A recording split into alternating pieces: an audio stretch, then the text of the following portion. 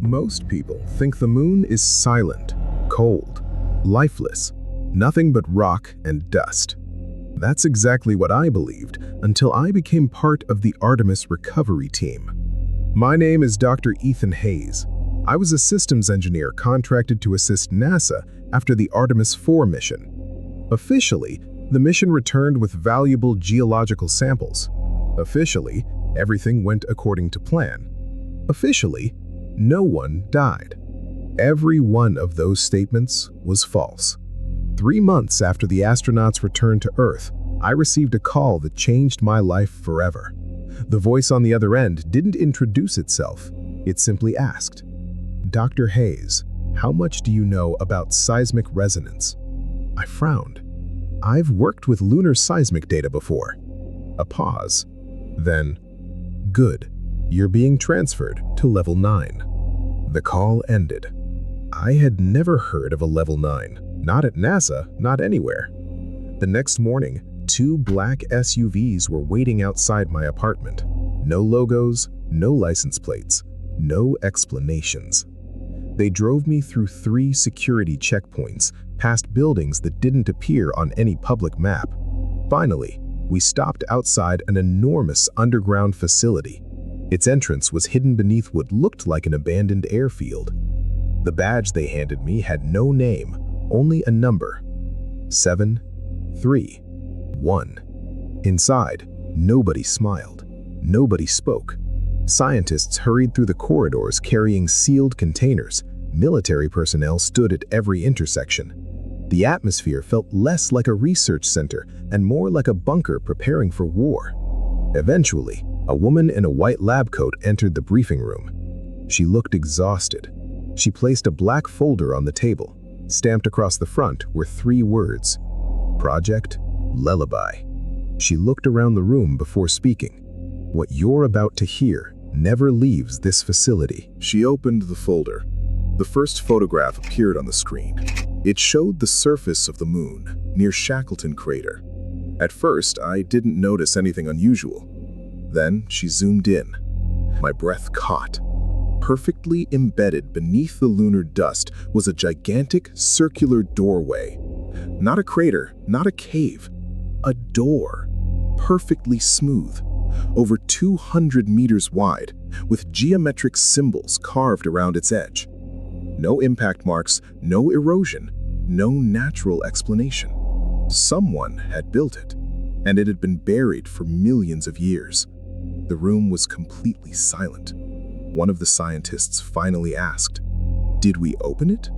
The woman closed her eyes, then quietly answered, "Not intentionally." She pressed a button. The next image appeared. It showed an Artemis drilling vehicle. The drill bit had accidentally pierced the edge of the structure. A crack ran across the circular seal. Then she displayed the final image. Every person in the room leaned forward. The crack was glowing, not reflecting sunlight, glowing from something beneath it. The woman swallowed, then spoke the sentence I'll never forget. "We don't think we found ancient ruins." She looked directly at us. "We think we woke something that was trying to stay asleep." No one spoke. Every scientist stared at the glowing crack on the screen. Finally, someone asked the question all of us were thinking. "What happened after the drill hit it?" The woman inhaled slowly. "We heard it." Confused, I frowned. "Heard what?" She pressed another button. A warning appeared on the projector. Audio log 47B. Exposure time 14 seconds. Cover your ears if you begin experiencing dizziness. The lights dimmed. The recording started. At first, there was only static. Then a low vibration, so deep it was almost impossible to hear. It wasn't a sound, it was a feeling. The table beneath my hands vibrated. Several people shifted uncomfortably in their chairs. The vibration slowly changed, becoming a voice. Not speaking English, not any language anyone recognized. Yet somehow, every person in the room understood exactly what it meant. It wasn't saying words, it was communicating a single thought. "Do not wake us." The recording ended. No one moved. A physicist sitting beside me suddenly stood up and left the room. Another scientist quietly wiped tears from his face. I looked at the woman. What causes that reaction? She hesitated. We don't know, but everyone hears something different. I stared at her. You said we all heard the same message. She nodded. We did, but everyone hears it in their own language. The next slide appeared. Security footage, Moonbase Artemis, timestamp 0314 Lunar Standard Time. 3 astronauts stood beside the massive circular doorway. One of them slowly reached out and touched the glowing crack. Nothing happened. For nearly 10 seconds, nothing. Then every monitor inside Mission Control lost signal. When the video returned, the astronauts hadn't moved. They simply stood there facing the doorway, perfectly still. 1 minute passed, 5 minutes, 20. Not a single movement. Mission Control ordered them to respond. Silence. Finally, Commander Elena Ruiz whispered one sentence. We can hear singing. The transmission cut out again. The woman changed to another image. The moon from orbit. The dark side. There, stretching across the surface, were hundreds of glowing lines, like veins, radiating outward from the buried doorway. One scientist whispered, "It's spreading." The woman nodded. Every day. I raised my hand. If this is happening on the moon, why are we here? She looked directly at me. Because 23 hours ago, she pressed another button. A live satellite image appeared. Earth slowly rotating in darkness. Then she zoomed in. North America, the western desert. A seismic sensor flashed red. Then another. Then another. Perfectly aligned. As if something beneath Earth's surface had answered. The room fell silent. She spoke quietly. The signal didn't stop at the moon. It reached Earth. Before anyone could respond, every light in the facility went out. Complete darkness. Emergency power activated seconds later. A red glow filled the corridor. Then, the building's intercom crackled to life. A frightened voice shouted, "Containment breach!" Another voice screamed, "It's a wait!" The transmission dissolved into static. Suddenly, a violent impact shook the entire underground facility. Dust rained from the ceiling. Somewhere, far below us, a massive metallic door began to open. Slowly, with a sound that echoed through the entire complex. Not because someone opened it, but because something on the other side was opening it. The entire facility shook. Emergency lights bathed the corridor in a deep crimson glow. Somewhere below us, a deafening alarm echoed through the complex. Not a fire alarm, not an evacuation siren. A sound I'd never heard before. The woman beside me went pale. She whispered, "No, that alarm isn't for us." I stared at her. "What do you mean?" She looked toward the floor. "It's for whatever escaped." Staccato, urgent, armed security teams rushed past us. Their faces were hidden behind black helmets. None of them carried ordinary weapons. Instead, each soldier held a strange device that emitted a low-frequency pulse. I asked one of the engineers beside me, "What are those?" He answered without taking his eyes off the hallway. "They're not weapons. They're designed to keep it asleep." The loudspeakers crackled. A calm, computerized voice repeated the same message. Flat, robotic. "Containment Protocol 0 has failed. All personnel avoid eye contact with unidentified entities. Do not respond if you hear familiar voices." The final warning made my blood run cold. If you hear your own name, keep walking. A blast door opened ahead of us. Beyond it, a control room overlooked an enormous underground chamber. At least 300 feet below, the room was perfectly circular. Its walls were covered with the same symbols we'd seen on the moon, only these weren't carved. They were glowing. Soft white light pulsed through every line, like veins beneath skin. In the center hung a massive sphere, suspended in mid-air, nearly 50 feet across. It wasn't metal, it wasn't stone. It looked alive. Its surface shifted constantly, like black liquid trying to remember its shape. Dozens of thick cables connected it to the ceiling. Massive machines surrounded it. One engineer whispered, "We've been building this place for 37 years. Another replied quietly, "It was never built to study it. It was built to contain it." A senior scientist hurried toward us. His lab coat was stained with blood. He was breathing hard. "We've lost Chamber 4. The woman grabbed his shoulders. "How?" He looked terrified. "It spoke." Silence filled the room. What did it say? The scientist swallowed. It asked, "Why did you build another prison?" Every person in the room froze. No one had ever told it it was underground. No one had told it it was imprisoned. Yet somehow, it already knew. Suddenly, every monitor in the control room flickered. Static filled every screen. Then, without warning, a live image appeared. The moon.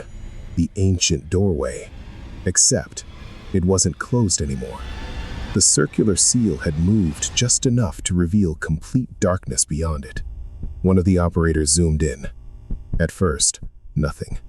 Then, a single shadow crossed the entrance. Too large to be an astronaut, too smooth to be a machine. It moved silently across the entrance, then disappeared. The operator whispered, "Something came out." The room erupted into panic. People shouted over each other. Military officers demanded updates. Engineers screamed about power failures. Then, without warning, the black sphere in the center of the chamber moved. Not much, just enough to make everyone stop breathing. A single crack slowly spread across its surface.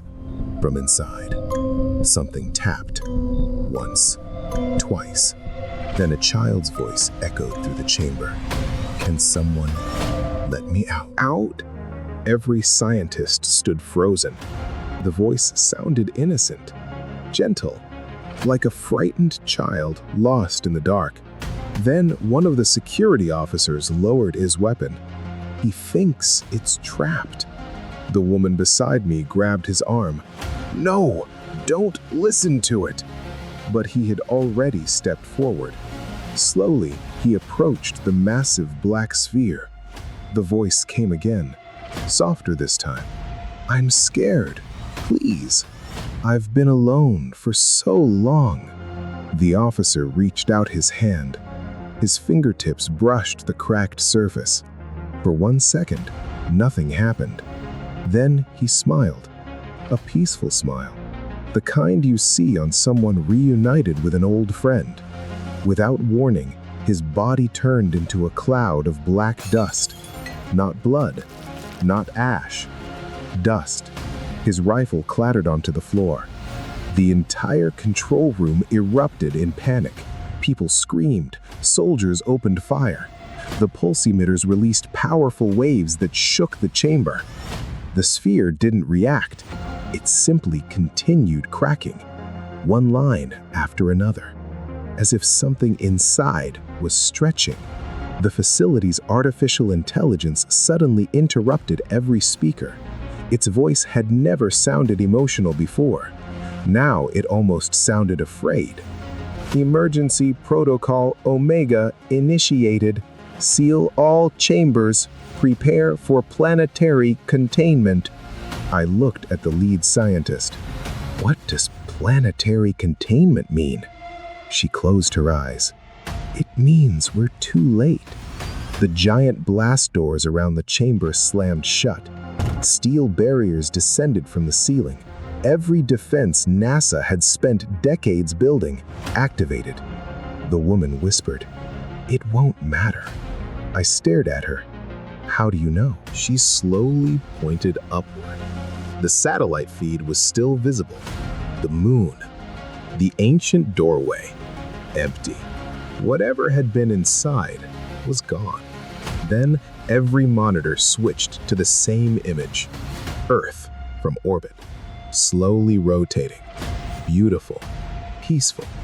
Then tiny lights began appearing, one after another. Hundreds, thousands, millions. Perfect circles of white light scattered across every continent. An analyst's voice cracked. Those aren't cities, they're underground. He zoomed in. Each glowing point matched an ancient archaeological site. The pyramids, Machu Picchu, Göbekli Tepe, Stonehenge, the temples beneath the Yucatan, the Great Wall. Every ancient civilization had built over one of them. The room fell silent. The woman beside me whispered words I'll never forget. We thought humanity built monuments. Her eyes filled with tears. They were warning signs. Then, the black sphere in the center of the chamber moved. Not much, just enough. A single crack slowly spread across its surface, and then, appearing inside every person's mind at once. Not typed, not translated. One message. We were never imprisoned. A second sentence followed. We were sleeping. The black sphere split completely open. The chamber lights failed. No one screamed anymore. No one moved. We all felt it. Not with our eyes, not with our ears, with our thoughts. Something unimaginably ancient had become aware of us. Every memory I'd ever had flashed through my mind. My childhood, my parents, my first day at NASA. Then, they vanished, as if someone were reading them, learning what it meant to be human. The emergency generators failed. Only one screen remained powered. It displayed a live image from space. The Earth, tiny, fragile. Then, a shadow passed over it. Not a spaceship, not a meteor. Something so enormous, it eclipsed half the planet without touching it. Its outline couldn't be understood. Every time I tried to focus on it, my vision blurred, as though the human brain wasn't designed to perceive its true shape. The AI spoke one final time, its voice breaking apart. Humanity was never alone. Humanity was hidden. The screen went black. I woke up 3 days later. The facility was empty. No bodies, no soldiers, no scientists. Only silence. The official news reported a global communications outage caused by a solar storm. NASA denied every rumor. The moon looked exactly the same. People returned to work. Schools reopened. Life continued as if nothing had happened. Sometimes I almost convince myself it was all a nightmare. Until I remember one detail. When I entered the facility, there were 8 planets displayed in the mission briefing room. When I left, there were 9. No one else seems to notice. Every textbook, every website, every astronomical chart, they've always shown 9, as if the universe quietly corrected itself after something returned. Now, every night, I look at the moon, not because I'm curious, because I'm waiting for the day the second doorway opens. If you enjoyed tonight's story, subscribe to StoryCrypt for more original horror stories every week. And remember, some discoveries don't make us smarter. They remind us how little we were ever meant to know.